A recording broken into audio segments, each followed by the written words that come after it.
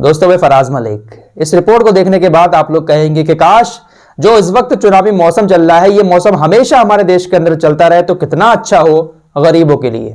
और ये बात मैं आप लोगों से इसलिए कह रहा हूं क्योंकि 10 मार्च के बाद जब चुनाव के नतीजे आ जाएंगे तो आप लोग अपनी जेब ढीली करने को तैयार रहें।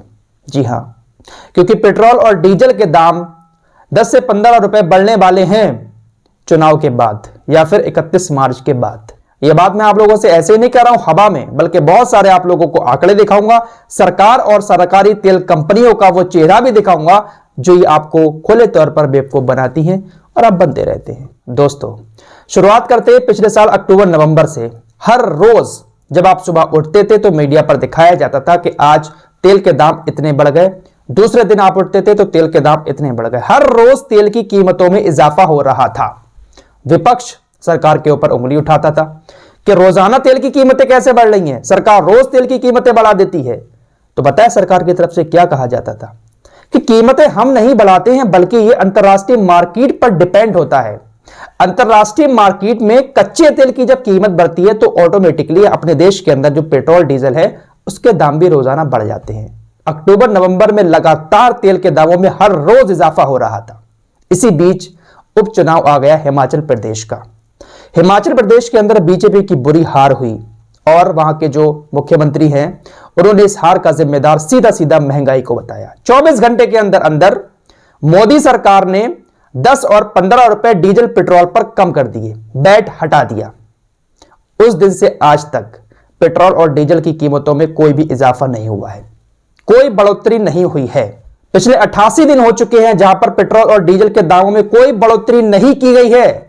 जिस वक्त बढ़ोतरी हो रही थी पेट्रोल और डीजल के दामों में उस वक्त कच्चे तेल की कीमतें कितनी थी और आज कितनी हैं, यहां से आप अंदाजा लगा सकते हैं कि सरकार आपको कैसे बेवकूफ बनाती है। इस वक्त $96 प्रति बैरल पहुंच गई है कच्चे तेल की कीमत, इस वक्त जो पिछले 7 साल में सबसे ज्यादा महंगा है।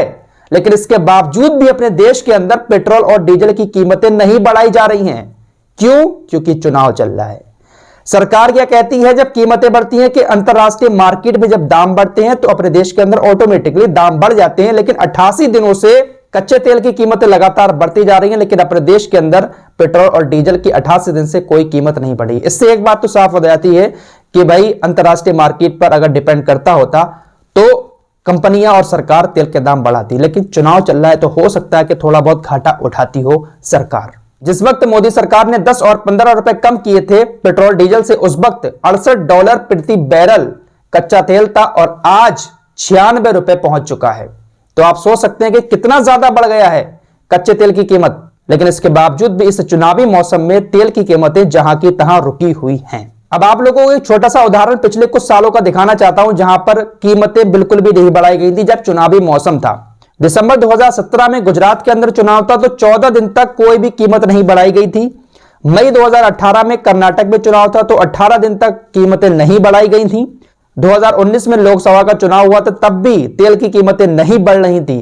17 मार्च से 6 जून 2021 तक पश्चिम बंगाल समेत 5 राज्यों में चुनाव था तो उस वक्त भी 17 मार्च से 6 जून तक तेल की कीमतों में इजाफा नहीं हुआ था। तो आप इससे अंदाजा लगा सकते हैं कि जब जब चुनाव होता है बड़े राज्यों में बड़ा चुनाव तब तेल की कीमतें रोक दी जाती हैं। लेकिन जैसे ही चुनावी रिजल्ट आएगा फिर आप देखना होता क्या है, क्योंकि 96 रुपए पहुंच गया है और आने वाले बहुत जल्द कुछ दिनों में $100 प्रति बैरल हो जाएगा। कुछ रिपोर्ट के मुताबिक 2022 में $125 प्रति बैरल और 2023 में $150 प्रति बैरल तक पहुंच सकता है कच्चा तेल।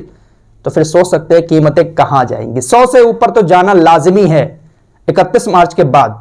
इस वक्त जो कीमतें यहां पर रुकी हुई हैं उसकी 2 वजह बताई जा रही हैं, एक चुनाव और दूसरा ये कि कंपनियों ने पहले बहुत मोटा इजाफा कर लिया है, रोजाना कीमतें बढ़ रही थी तो ऐसे में कंपनियों को लगता है कि 31 मार्च तक जो है फाइनेंशियल ईयर खत्म होने वाला है तो इसके बाद ही कीमतें बढ़ाई जाए, क्योंकि जितनी भी कंपनियां वो ज्यादातर सरकारी हैं।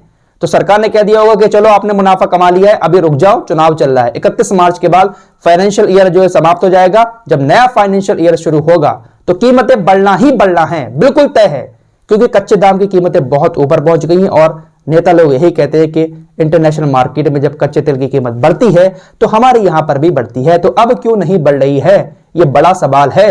जिस तरीके से पेट्रोल डीजल की कीमतें इस वक्त कम की हुई हैं ऐसे हमेशा करी जा सकती हैं, लेकिन नहीं, मुनाफा मोटा चाहिए सभी कंपनियों को। तो अपनी जेब ढीली करने के लिए आप लोग तैयार रहें, क्योंकि अगले महीने तेल की कीमतें काफी ज्यादा उछाल मार सकती हैं। ये रिपोर्ट मैंने आप लोगों को बताई, इसको आप लोग संभाल के रखें, आगे आपके काम आएगी कि फराज भाई ने जो बताया था वो सही था, तेल की कीमतें बढ़े तो मुझे याद कर लेना। मिलते हैं एक और नई वीडियो के साथ, तब तक के लिए अपना ख्याल रखिए।